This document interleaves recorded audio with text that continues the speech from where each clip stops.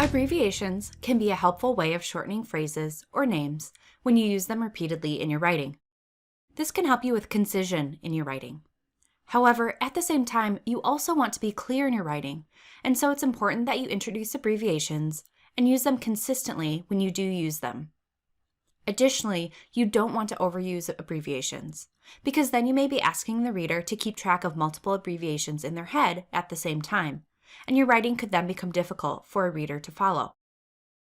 All of this is to say, you should work towards a balanced use of abbreviations, using them to help you achieve concision, but not using them so much that they become difficult for your reader.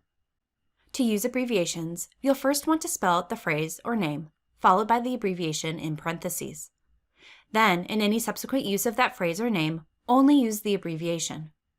Let's look at our examples.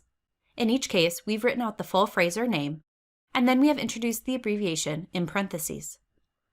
The Center for Disease Control and Prevention becomes the CDC, and the phrase English Language Learners becomes ELLs.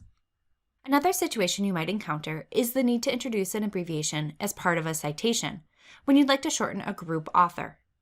How you introduce the abbreviation will depend on whether you're using a narrative or parenthetical citation. With a narrative citation, introduce the abbreviation in parentheses with the publication year. In a parenthetical citation, introduce the abbreviation in brackets. Then, for any subsequent citations, simply use the abbreviation in place of the group author's full name. Abbreviations can take some practice to get used to, so let's look at a few common errors when using abbreviations. In this first example, the way the abbreviation is introduced is switched. The abbreviation should be in parentheses rather than the other way around.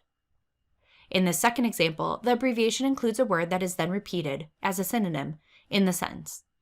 If we read this sentence with the abbreviation spelled out, it would read as, often English language learners, students.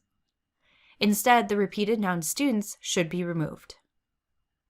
Finally, in our third example, the abbreviation wasn't used at all, even though it had already been introduced. Instead, a simple solution is to swap out the phrase for the abbreviation. Now you're prepared to use abbreviations appropriately in your writing and avoid these common abbreviation mistakes.